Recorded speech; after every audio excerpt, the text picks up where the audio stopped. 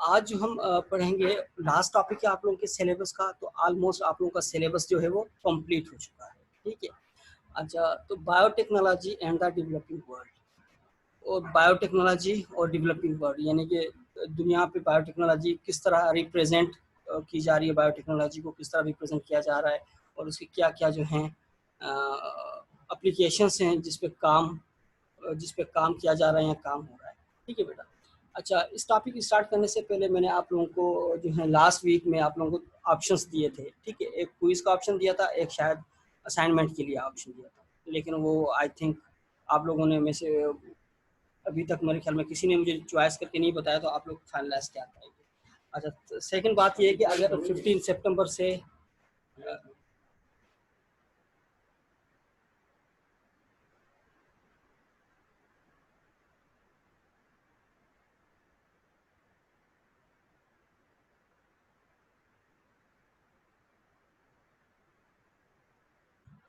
जी बेटा, तो biotechnology and the developing world के अंदर जो हैं बहुत सारी चीज़ें। Excuse me sir. जी बेटा। हेलो जी जी बेटा। सर आपकी आवाज कट रही है। आई थिंक पता नहीं हमारे तरफ से इशू या आपकी तरफ से इशू है। अच्छा, मे बी नेटवर्क का प्रॉब्लम हो सकता है, इशू हो सकता है। अच्छा, मैं तो अपनी सर आपने 15 के बाद क्या कहा? मैंने कहा इंशाल्लाह जो है 15 सेमेस्टर जो है 15 सितंबर से अगर यूनिवर्सिटीज़ ओपन हो जाती है तो ये डिसाइड हुआ है कि तो आप लोगों के एग्ज़ाम जो हैं फिजिकल अपीयरेंस से होंगे, यानी कि आप लोगों को आके एग्ज़ाम देना पड़ेगा कहाँ पे, यूनिवर्सिटी में आके, डिपार्टमेंट में आके, ठीक है। ये डिसाइड हुआ है कल की मीटिंग में, यानी कि 15 सितंबर से या सितंबर के 10 सितंबर के बाद अगर यूनिवर्सिटी ओपन हो जाती है तो आप लोग जो है फिजिकल अपीयरेंस के साथ एग्ज़ाम देंगे, यानी कि ऑनलाइन नहीं देंगे। अगर इन केस दोबारा जो है गवर्नमेंट इस पे जो है वो कर देती है, बाइंड कर देती है, इसको जो है दोबारा इम्प्लीमेंट किया जाता है कि इसको फर्दर मोर जो है एक्सटेंड किया जाए, तो फिर इसके बाद आप लोग के ऑनलाइन हो, ठीक है। अच्छा, सेकंड बात ये कि आप लोगों को मैंने चॉइस दी थी, वंस अगेन मैं रिपीटेड कर रहा हूँ, आप लोगों ने मुझे नहीं बताया कि आप लोग क्विज लेना चाह रहे हैं या आप लोग कुछ और करना चाह रहे हैं, ठीक है बेटा। तो ये आप लोग सर वो असाइनमेंट करेंगे सर सर। कंफर्म का सर, मैंने आपसे कहा था सब स्टूडेंट्स असाइनमेंट का कह रहे हैं, क्विज का नहीं, असाइनमेंट का कह रहे हैं। असाइनमेंट क्विज नहीं, फिर असाइनमेंट आप लोग देंगे। जी सर, जी मैंने सर आपको बताया असाइनमेंट। सब स्टूडेंट्स यही कह रहे हैं। ठीक है, अगर आप लोग बेटा असाइनमेंट देंगे, चलें ठीक है, इट्स ओके, फिर डन है। ये असाइनमेंट कब तक दे देंगे आप लोग, क्योंकि आज आप लोगों की लास्ट क्लास है, सर इसके बाद मैं टॉपिक क्लास बता दीजिए। नहीं लूंगा क्योंकि ये आप लोगों की आखिरी क्लास है आज, biotechnology and the sir development. आप टॉपिक बताएंगे तो हम लोग कर लेंगे। आपने बोला यस था सर। टॉपिक आप बताएंगे। अच्छा बेटा, तो आप लोगों के टोटल 20 स्टूडेंट्स हैं, तो मैं जी सर। 20 स्टूडेंट्स को जो है वो मैं टॉपिक बता देता हूँ, ठीक है। अब मैं अच्छा किस तरह से बताऊँ मैं आप लोगों को, आप लोग किस तरह कैपिटल जो है मेरे ख्याल में अल्फ़ाबेटिक वे के अंदर आप लोगों को मैं बता दूँ। आई मीन जो स्टूडेंट्स हैं मैं नंबर 1 2 3 4 5 6 करके दे दूंगा, या आप ऐसा करें मुझे लिस्ट भेज दें, मैं एक्सेल के अंदर वो बना के मैं आप लोगों को भेज दूँगा। सर रोल नंबर वाइज बता देना। रोल नंबर वाइज मुझे तो नहीं पता ना, रोल नंबर वाइज बेटा आप लोग की क्या क्या रोल नंबर है। सर एक या काम करते हैं, मतलब दो हो सकते हैं, या तो आप सबको जिस तरह भी टॉपिक्स बताते हैं वो चाहे रोल नंबर वाइज हो जैसे भी, या फिर सेकंड हो सकता है कि स्टूडेंट्स जितना आपने पढ़ा है उसी में से आएगा तो उसी में से अपने टॉपिक चूज कर लें। नहीं नहीं मैडम, मैं ऐसा कर लेता हूँ ना, मैं आप लोगों को जो है मेरे पास है जो है अटेंडेंस शीट है, मैं नाम देख के मैं आप लोगों को भेज दूंगा, इट्स ओके। एक्सेल की फॉर्म के अंदर मैं भेज दूंगा, आप लोग फिर जो है अपने रिलेटिव ग्रुप के अंदर जो भी है वो आप लोग इसको जो है वो कर ओके लीजिएगा, सर। शेयर कर लीजिएगा, ठीक है बेटा। अच्छा चलें। अच्छा, टाइम भी बता दिएगा कि असाइनमेंट कितने दिन में आपको देना है। अच्छा बेटा, क्योंकि आज के बाद आप लोग जो हैं फ्री हैं, आप विद इन 2 वीक्स, यानी कि 2 वीक्स, आज 18 तारीख है, तो आप जो है ना मुझे 5 सितंबर जो है आप लोगों की लास्ट डेट होगी। दोबारा आपको ओके मेरा सर। 5 सितंबर 5 सितंबर जो है आप लोगों की लास्ट डेट होगी। 5 सितंबर तक मुझे आप ईमेल सेंड कर सकते हैं, यानी कि आप लोग जो हैं वो हार्ड कॉपी नहीं, सॉफ्ट कॉपी पे मुझे भेज दीजिएगा, ठीक है ओके बेटा। सर।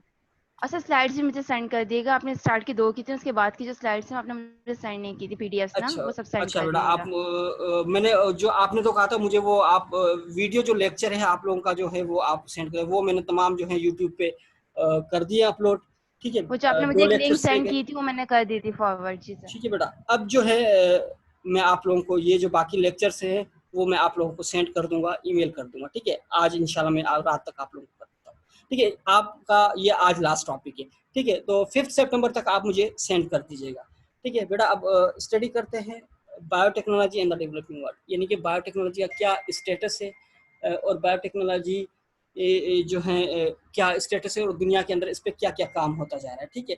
अच्छा, ये एक बड़ा अच्छा पेपर है जिसके जो राइटर्स हैं, ऑथर्स हैं, वो 3 डिफरेंट कंट्रीज से हैं, फ्रांस, लिबनान एंड जॉर्डन, ठीक है। इन्होंने एक रिव्यू आर्टिकल पब्लिश करवाया है जिसके अंदर पूरी दुनिया को इन्होंने रिप्रेजेंट किया है, यानी कि नॉर्थ टू साउथ, यानी कि तमाम वो कंट्रीज, चाहे एशियन हो, यूरोप हो, बाकी जो हैं सब कंटिनेंट्स कंट्री, उनको रिप्रेजेंट किया, ठीक है। तो ये 2002 के अंदर ये पेपर पब्लिश हुआ है और जो है इसमें बड़ी अच्छी इन्फॉर्मेशन है, इसीलिए इस पेपर को मैं शेयर भी कर रहा हूँ और इसी में से आप लोगों का लेक्चर मैंने बनाया है, ठीक है। तो क्योंकि आप लोगों को जिस तरह पता है कि एब्स्ट्रैक्ट अगर आप लोग इसकी स्टडी कर लें तो आप लोगों को जो है वो पूरा क्लियर हो जाता है, ठीक है। आपको ये भी पता है कि जो बायोटेक्नोलॉजी है ये एक रेवोल्यूशनरी जो है टेक्नोलॉजी है, ठीक है। एक रेवोल्यूशनरी इसके अंदर चेंजेस हैं, लीस्ट डेवलप्ड कंट्री से लेकर डेवलपिंग कंट्री और डेवलप्ड कंट्री। मैंने आपको आई थिंक 3 कैटेगरीज बताई है। नंबर 1 आता है लीस्ट डेवलप्ड कंट्रीज, जो कि ये आप लोगों के सामने है। लीस्ट डेवलप्ड कंट्रीज का मकसद ये होता है कि ये आप लोगों को मैं ऑलरेडी बता चुका हूँ कि लीस्ट डेवलप्ड कंट्रीज का मकसद ये होता है कि वो कंट्रीज जो बिल्कुल क्राइसिस के अंदर सर्वाइव कर रही होती है, जिस तरह कांगो है, नाइजीरिया है, या अफ्रीकन कंट्रीज हैं, अफगानिस्तान है, ठीक है। इस तरह की कंट्रीज जो है वो लीस्ट डेवलप्ड कंट्रीज में आ जाते हैं। इसके बाद कैटेगरी आ जाती है डेवलपिंग कंट्रीज में, ठीक है। डेवलपिंग कंट्रीज वो कंट्रीज जो डेवलपिंग कर रही हैं, तरक्की कर रही होती हैं, जिसमें पाकिस्तान है, इंडिया है, बांग्लादेश है, या बाकी कंट्रीज इसके अंदर आ जाती हैं। अच्छा, फिर आ जाता है डेवलप्ड कंट्रीज। डेवलप्ड कंट्रीज के अंदर वो कंट्रीज जो ऑलरेडी डेवलप्ड हैं, जैसे like China, Russia, USA, France, Germany. तो इस तरह की जो कंट्रीज हैं वो वेल डेवलप्ड कंट्रीज हैं, ठीक है। तो इसमें लिखा हुआ है the lake of facilities and professional skills in biotechnology limits and R&D। R&D का मकसद होता है research and development initiative in the developing and the least developing countries, ठीक है। तो आपको पता है कि lake of facilities and professional skills बहुत इम्पॉर्टेंट होते हैं, फैसिलिटीज और प्रोफेशनल स्किल्स। इसके बेस पे ही बायोटेक्नोलॉजी पे काम किया जा रहा है। इवन यही चीज़ लेक ऑफ फैसिलिटीज जो है हमारे पास भी नहीं है। अगर अपनी यूनिवर्सिटी की बात कर लें तो हमारे पास इतने रिसोर्सेज नहीं है, ज़राए नहीं है, ठीक है। इवन अगर आप केयू के अंदर चले जाएंगे तो केयू का जो अपना डिपार्टमेंट है, बायोटेक्नोलॉजी डिपार्टमेंट, उसके अंदर भी इतनी फैसिलिटीज़ नहीं है। लेकिन केयू के अंदर बाकी जो इंस्टीट्यूट हैं, जस्ट लाइक किपजी है, या HEJ के अंदर ICCBS है, या इस तरह के जो अंदर वेल एस्टेब्लिश्ड इदारे हैं, या जिनकी फॉरेन फंडिंग्स होती है, जिनके रिसोर्सेज फॉरेन के होते हैं, तो उनके पास जो है बहुत अच्छी फैसिलिटीज़ होती हैं। इसके अलावा मैंने आपको लास्ट में बताया था ये निपजी वगैरह हैं, या पंजाब के इंस्टीट्यूट्स हैं, या PCSIR है, PARC है, तो इनके अंदर जो है अच्छी फैसिलिटीज़ पाई जाती हैं, ठीक है।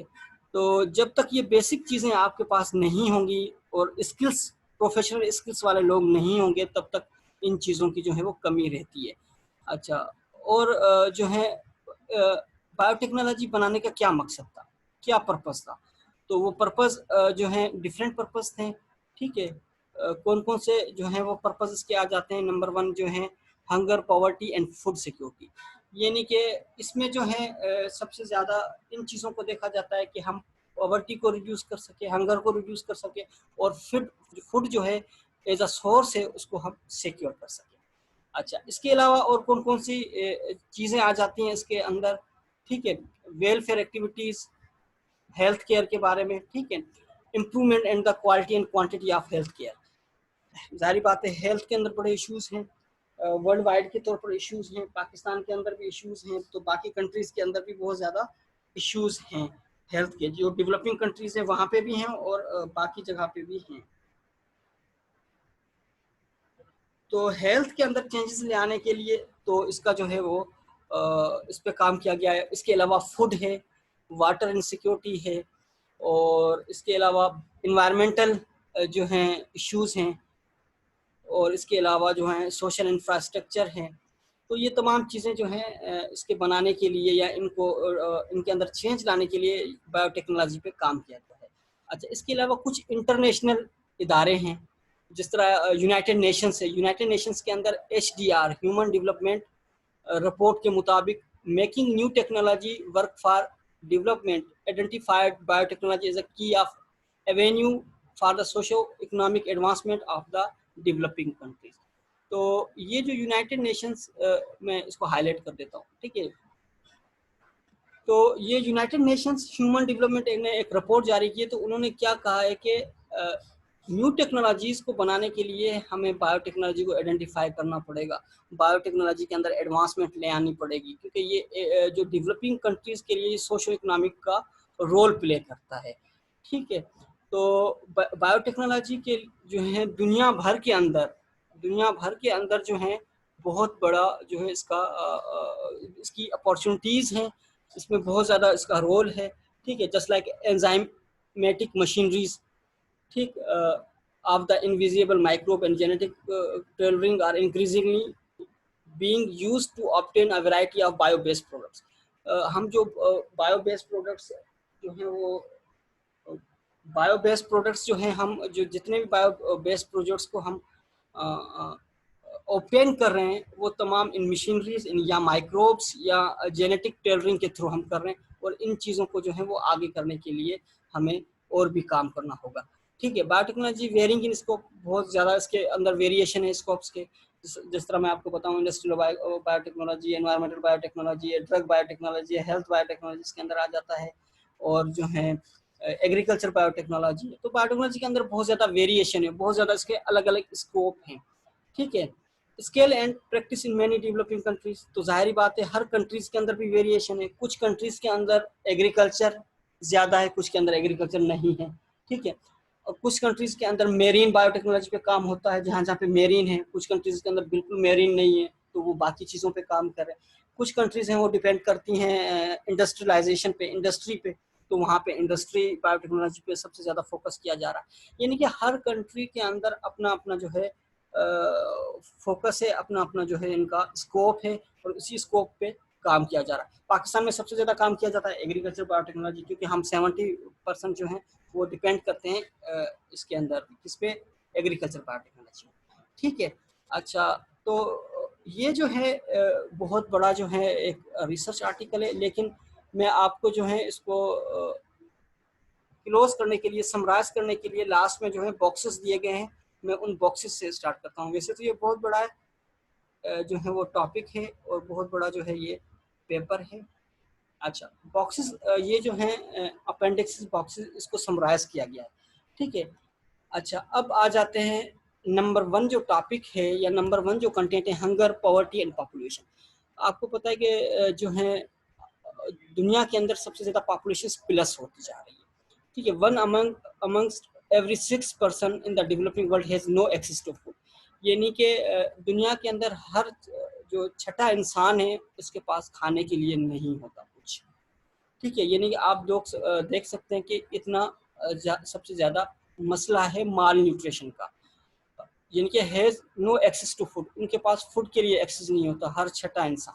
इतनी जो इनकी पॉवर्टी है दुनिया भर के अंदर, चाहे वो डेवलपिंग कंट्रीज़ हों, just like Pakistan developing countries में आ जाता है, लेकिन अगर आप अर्बन रूरल एरियाज़ के अंदर चला जाए, रूरल एरियाज़ के को भी छोड़ दें, अगर अर्बन एरियाज़ के आप सराउंडिंग एरिया में चले जाएँ, आप देखेंगे बहुत सारे लोग जो हैं वो बहुत ज़्यादा पॉवर्टी के अंदर गुजार रहे हैं, उनके पास खाने के लिए नहीं होता, वो माल न्यूट्रिशन की गुजार रहे हैं।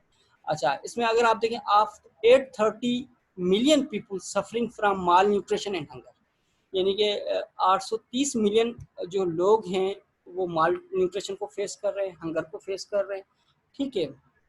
उसमें से 790 million live in developing countries. जिस तरह मैंने आपको बताया कि इसमें से जो हैं 790 मिलियन जो हैं लोग वो सर्वाइव कर रहे हैं डेवलपिंग कंट्रीज़ के अंदर, यानी कि जो ममालिक तरक्की कर रहे हैं, जिसमें पाकिस्तान है, बांग्लादेश है, इंडियन है, ठीक है।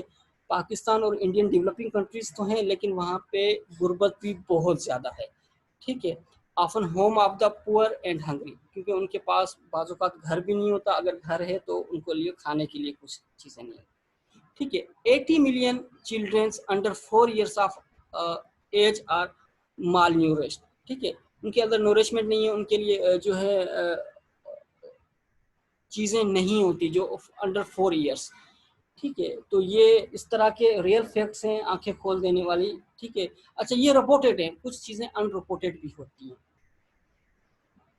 तो ये जो है कुछ फाइंड एंड फिगर्स हैं जिसके बारे में, हंगर के बारे में बताया गया है। अच्छा, इसी तरह पॉवर्टी पे आ जाएं। पॉवर्टी के अंदर भी बहुत ज़्यादा इश्यूज हैं। ठीक है, as a rural hunger is a direct consequence of desire dire poverty. 70% of the world's poor live in rural areas.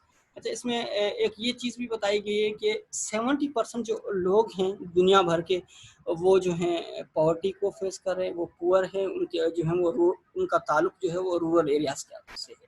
क्योंकि रूरल एरियाज के अंदर जो है सबसे बड़ा इशू यही होता है कि वहाँ पे रिसोर्सेज नहीं होते, सोर्सेज नहीं होते, वो किस तरह से इनकम करें या वो किस तरह से जो है वो डिपेंड करें। आप जस्ट लाइक एग्जांपल ले लें थर डिजर्ट एरियाज के, थर के अंदर। ठीक है, वहाँ पे बहुत ज़्यादा पॉवर्टी है क्योंकि उनका जो दारोमदार होता है वो एग्रीकल्चर या लाइव स्टॉक पे होता है। एग्रीकल्चर और लाइव स्टॉक। अच्छा, एग्रीकल्चर और लाइव स्टॉक डिपेंड करती है रेनफॉल पे, यानी कि अगर साल में रेनफॉल यानी कि मूनसून, अभी जो मूनसून चल रहा है, अगर इसमें अच्छी बारिशें हो गई तो जाहिर बात है वो फर्टाइल डिजर्ट है, वहाँ पे जो है बहुत ज़्यादा वेजिटेबल्स, घास वगैरह या फ्रूट वगैरह वो ग्रो कर लेते हैं। ठीक है, इसकी वजह से लाइव स्टॉक भी उस पर डिपेंड करता है और लोग भी उसी पे डिपेंड करते हैं। अगर अच्छी बारिशें पड़ जाती हैं, rainfall, highly rainfall 100 to 200 millimetre तक बारिश हो जाती है या इससे ज़्यादा बारिशें पड़ जाती हैं, तो इससे क्या होता है कि वो पूरा साल इसी चीज़ों पे डिपेंड करते हैं और कुछ चीज़ें स्टोर कर लेते हैं और पूरा साल इस पे गुजार लेते हैं। लेकिन इन केस अल्लाह न करे अगर ड्राउट कंडीशंस आ जाती हैं, बारिशें कम पड़ जाती हैं, तो वो उनका ना सिर्फ एग्रीकल्चर उनका डिस्टर्बेंस आ जाती है, बल्कि बाकी चीज़ें जो होती हैं खाने पीने की, उनमें भी कमी आ जाती है और लाइव स्टॉक भी मरना शुरू हो जाता है। तो ये जो है रियल फैक्ट्स हैं। ठीक है, तो इसी तरह कहा जाता है कि रूरल एरियाज जो है 70% ऑफ द वर्ल्ड वो पॉवर्टी को जो है फेस कर रहा है। अच्छा, इसके बाद 2.8 billion peoples live on less than $2 per day, यानी कि 2.8 बिलियन पीपल जो हैं वो सरवाइव कर रहे हैं, यानी कि उनका जो पर इनकम है, पर डे इनकम $2। $2 का यहाँ पे मकसद होता है कि उन्होंने एक इस चीज़ को इस तरह एक्सेस किया है। हालांकि $2 यहाँ पे जो है तकरीबन आई थिंक 300 बन जाएगा पाकिस्तान के अंदर, मे बी इससे भी ज़्यादा हो। ठीक है, तो 300 रुपीज़ पर डे, लेकिन ये बहुत ज़्यादा है, लेकिन बहुत सारे लोगों को इतना भी मैसर नहीं होता। अच्छा, फिर साउथ एशिया पे आ जाएं। अच्छा, इन्होंने इसमें साउथ एशिया भी लिखा है कि 800 million live on less then $1 per day, यानी कि उनकी इनकम जो है $1, लेस देन $1, जिसके अंदर पाकिस्तान भी इंक्लूड है। ठीक है, साउथ एशिया, हम भी साउथ एशिया के अंदर आ जाते हैं। ठीक, 230 million lack access of safe water.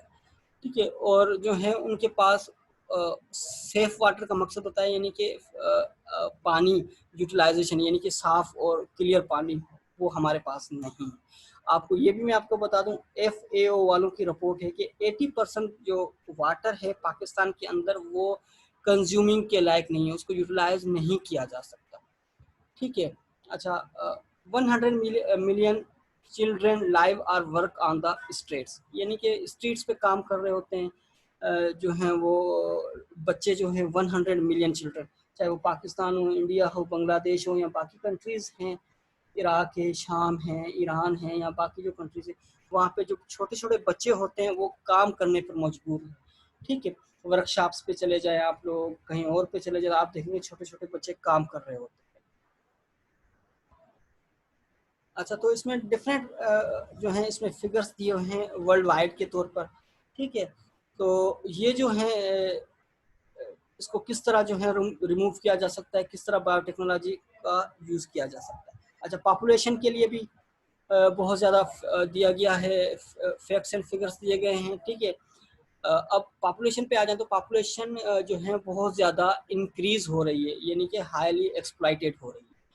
ठीक है, लिखा हुआ है आप the approximately 90 million new born, यानी कि 90 मिलियन जो है वो न्यू बॉर्न बेबीज हो चुके हैं, यानी कि इस दुनिया के अंदर आ चुके हैं। 95% आर बॉर्न इन डेवलपिंग, जिसमें से 95% जो हैं वो डेवलपिंग कंट्रीज में जो है वो उनकी अफजाइश हो चुकी है।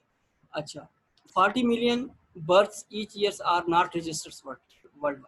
अच्छा, इसमें से बहुत सारे अनऑफिशियली अनरिकॉर्डेड होते हैं बर्थ्स, जैसे लाइक रूरल एरियाज़ के अंदर या रिमोट एरिया के अंदर बहुत सारे इस तरह की बर्थ्स हो रही है जो कि हॉस्पिटल तक नहीं आते, वहाँ पे नेचुरल जो होती है वो डिलीवरीज हो जाती है, तो वो रिकॉर्डेड नहीं होती, वो रजिस्टर्ड नहीं होती। तो 40 मिलियन इस तरह की births all over the world होती है, ठीक है। अच्छा, 70% of people in the developing countries below the poverty line are rural women. अच्छा, एक लाइन खींची हुई है। एक लाइन का मकसद ये होता है कि पॉवर्टी लाइन यानी कि कहा जाता है, यानी कि ऐसे लोग जो कि एक दिन के अंदर 1 US डॉलर या लेस देन 1 US डॉलर होते हैं, तो वो सरवाइव कैसे करते हैं। यानी कि मिनिमम $1 अगर कोई कमा लेता है, कोई अर्न कर लेता है, तो वो पॉवर्टी लाइन से ऊपर है। अगर इससे कम कमाता है वो पॉवर्टी लाइन से नीचे आ जाता है। तो 70% of the people developing countries हैं वो पॉवर्टी लाइन से नीचे की लाइफ गुजार रहे हैं, ठीक है, जिसके अंदर रूरल वुमेन्स भी आ जाती हैं। उनके पास जो है सोर्सेज नहीं होते, तो वो बाज़-औक़ात जो है सीविंग कर रही होती है, सिलाई वगैरह का काम कर रही होती हैं, या जो है बाकी रिसोर्सेज से वो कमा रही होती, ठीक है। इसी तरह कुछ और भी हैं। अच्छा, by 2050 2/3 of the world population is likely to be urban. तो ये डिफरेंट इसके फैक्ट्स फिगर हैं, कुछ जो हैं वो प्रेडिक्शंस भी हैं, ठीक है। तो इसके अंदर आप स्टडी कर सकते हैं। इसके बाद सेकंड आदत है GMO कंसिडरेशन, यानी कि जेनेटिकली मॉडिफाइड ऑर्गेनिज्म को कंसीडर किया जाए, ठीक है। तो जाहिर बात है पॉपुलेशन भी प्लस हो रही है, पॉवर्टी भी प्लस हो रही है, और फूड के भी इश्यूज आ रहे हैं। तो इसी चीज़ को मद्देनज़र रखते हुए अगर GMO को कंसीडर किया जाए, जेनेटिकली मॉडिफाइड ऑर्गेनिजम्स को या जेनेटिकली मॉडिफिकेशंस को, GM या GE यानी कि जेनेटिकली इंजीनियर्ड चीज़ों को अगर हम ले आए, तो हम इस चीज़ को इसकी ईल्ड को, इसकी जो है प्रोडक्शंस को हम बढ़ा सकते हैं, और इन मसाइल को, इन प्रॉब्लम्स को फेस कर सकते हैं। अच्छा, benefits poor resources farmer in use of number amount of herbicides pesticides, ठीक है। अच्छा, इससे क्या होगा, बेनिफिट क्या होगा, जो पुअर रिसोर्सेज हैं, जो फार्मर्स के पास इतने रिसोर्सेज नहीं हैं कि वो यूज़ कर सकें हर्बिसाइड्स को, पेस्टिसाइड्स को। आपको पता है कि एक पेस्टिसाइड का 1 लीटर जो बोतल आती है वो भी थाउजेंड्स के अंदर आती है, ठीक है। अगर वो पेस्टिसाइड के लिए वो बोतल अगर यूज़ करेंगे या हर्बिसाइड्स के लिए यूज़ करेंगे क्रॉप के लिए, तो उनके लिए जो है अफोर्डेबल नहीं होती और बहुत ज़्यादा एक्सपेंसिव होती है, ठीक है। बाज़ औक़ात कुछ बोतल्स जो होती हैं पेस्टिसाइड की, वो 4000 to 10,000 तक उनकी जो है प्राइस होती है। तो जो जिन फार्मर्स के पास रिसोर्सेज नहीं हैं, तो वो किस तरह इस चीज़ को फेस कर सकते हैं। अच्छा, high yield and more productive crops are part of the solution of the global food crisis. अच्छा, तो इसके लिए हाई यील्ड हो और मोर प्रोडक्टिव क्रॉप्स हों, तो ये एक सॉल्यूशन है जो कि ग्लोबल फूड के अंदर जो भी क्राइसिस है, तो इसी तरह इसको हल किया जा सकता है, ठीक है। अब इसके अंदर जो है हमारे पास जो सीड्स हैं या हमारे पास जो क्रॉप्स हैं, चाहे वीट है, राइस है, मेज़ है, तो इनके अंदर जो है हम जेनेटिकली मॉडिफिकेशन ले आए और यील्ड को प्लस करें, ठीक है। और प्रोडक्टिव क्रॉप्स को हम क्या करें कि आउट सीजन, ऑफ सीजन भी ग्रो करवाएं। आपको पता है एक होता है 2 टाइप्स की क्रॉप्स होते हैं, एक ऑन सीजन, एक off season. Off season crop को ग्रो कराने के लिए आपको टनल फार्मिंग करनी पड़ती है, आपको वो इन्वायरमेंट जो है प्रोवाइड करना पड़ता है आर्टिफिशियल, तब जाके क्रॉप ऑफ सीजन आप जो है क्रॉप को ग्रो करवा सकते हैं, ठीक है बेटा। आ रही है बातें समझ में आप लोगों को? आई होप कि आप लोगों को समझ में आ रही होगी। अच्छा बेटा, ये जो आप चैट के अंदर जो गुड मॉर्निंग या गुड नाइट लिख रहे हैं, ये मुझे सब नज़र आ रहा है, ठीक है बेटा, क्योंकि ये चैट मेरे पास सेव होती है और मेरे पास भी ये आ रही है, ठीक है। अगर आप थके हुए हैं तो आप क्लास को लीव कर दें, छोड़ दें क्लास को, ठीक है। इस तरह के जो हैं वो कमेंट्स प्लीज़ ना करें। अच्छा, आगे चलते हैं। No evidence that commercial transgenic crops contain new allergens nor have negative impacts on human health. अच्छा, इसके अलावा आप लोगों को अवेयरनेस भी जो है वो क्रिएट करनी है कि जो है ये कमर्शियल ट्रांसजेनिक क्रॉप्स हैं इनके एलर्जिक नहीं है, इनके इतने ज़्यादा नेगेटिव इम्पैक्ट्स नहीं है ह्यूमन हेल्थ को, ताकि इस तरह की अवेयरनेस भी हम जो है वो क्रिएट कर सकें। अच्छा, GE techniques generally are applied to crop important to the industrialised world and less to crops on which the world's hungry depend. ठीक है, तो GE या GM है तो इनको हमें जो है प्रोमोट करना चाहिए। ठीक है, इसके बाद बहुत सारी चीज़ें इसके अंदर आ जाती है। GM foods and crop results occurrence spread and ignorance of made cow disease in Europe.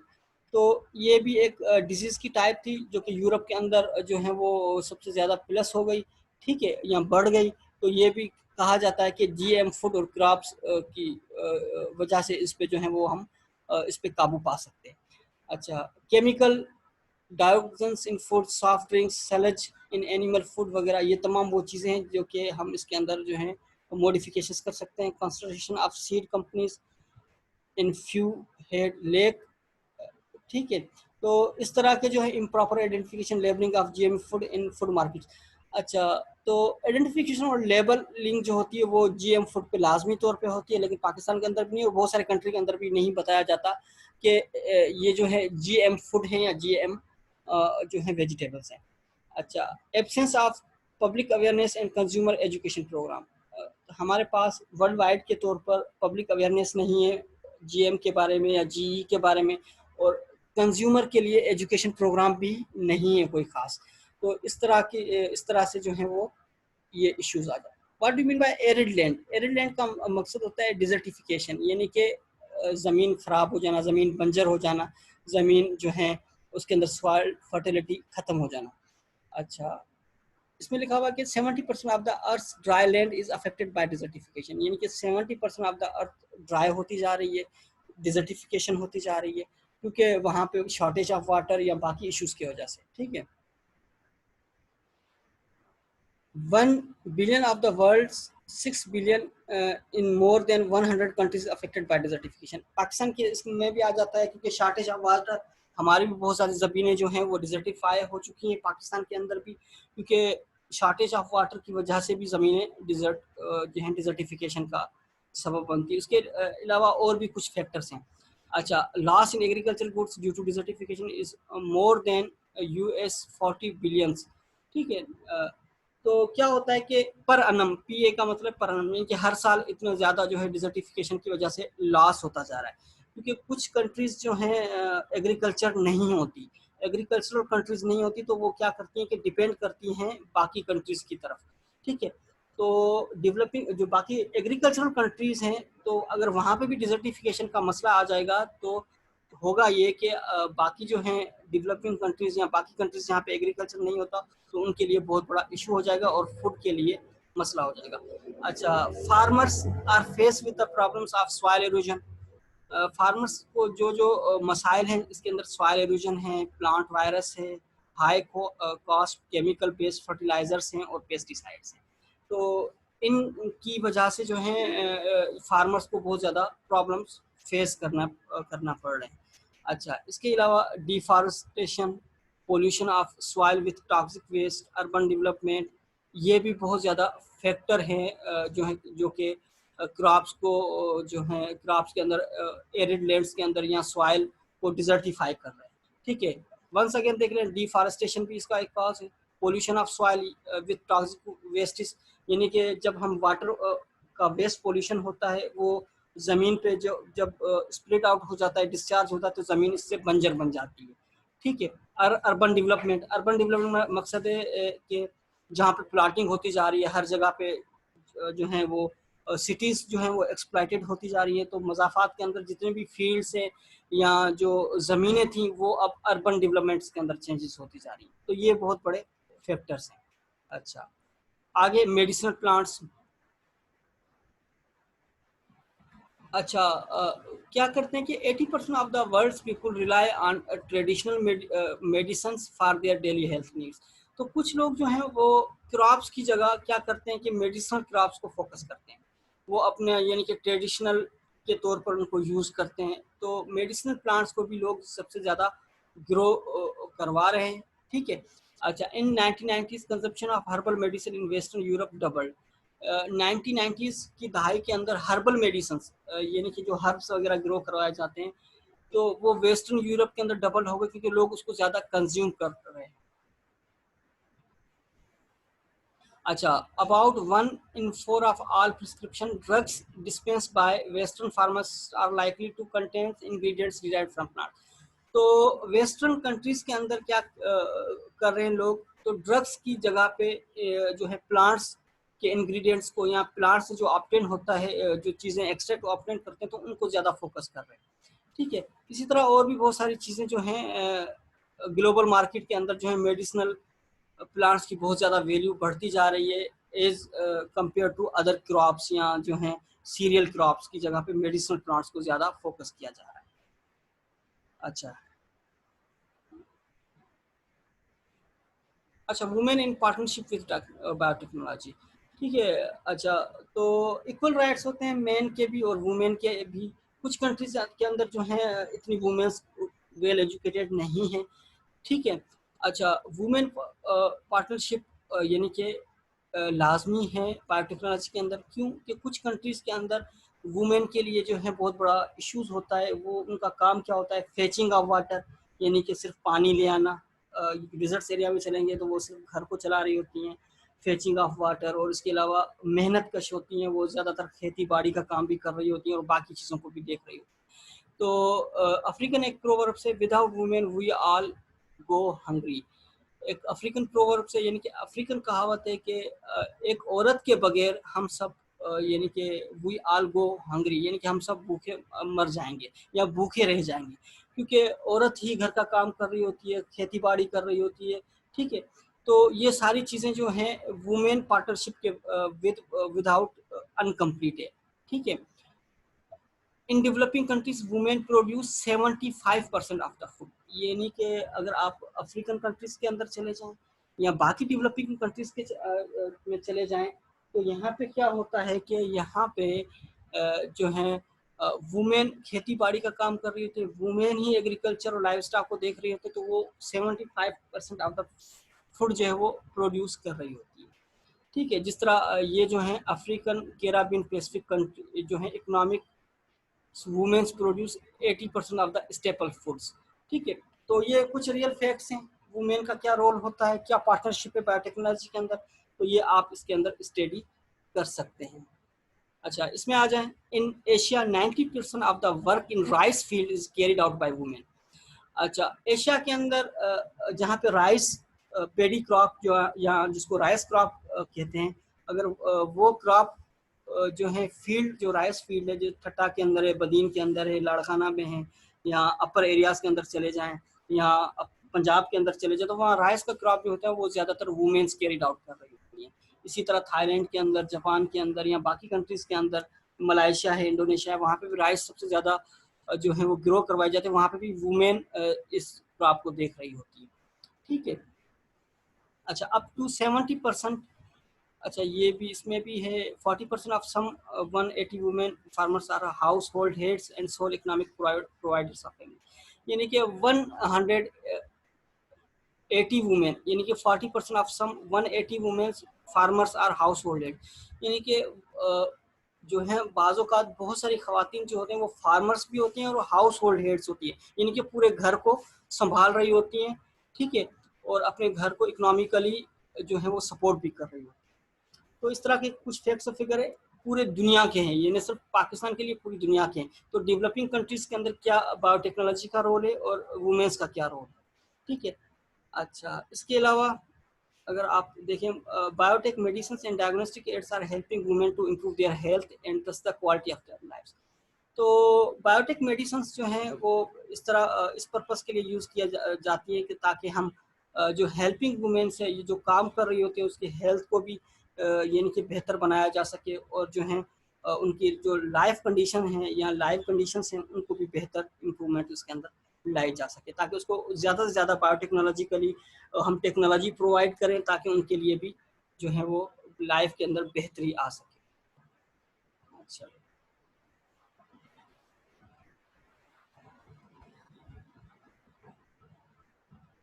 ठीक है। तो transfer of technology in south south cooperation, तो साउथ साउथ कोऑपरेशन जिसके अंदर बहुत सारी कंपनीज आ जाती हैं, ओ कंपनीज नहीं सॉरी कंट्रीज, ठीक है।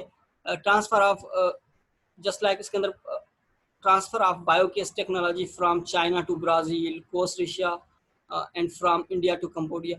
तो इस तरह की जो है ट्रांसफर ऑफ बायोगैस टेक्नोलॉजी, तो उन्होंने क्या किया कि इन ममालिक के अंदर MOU साइन हुए, तो उन्होंने क्या किया कि टेक्नोलॉजी का ट्रांसफर किया, बायोगैस टेक्नोलॉजी, यानी कि चाइना ने ब्राज़ील को दी और कोस्टा को दी और इंडिया ने कंबोडिया को दी। तो इस तरह से जो है ये चीज़ें डेवलप हुई, टेक्नोलॉजी ट्रांसफ़र हुई। तो बहुत सारे ममालिक के अंदर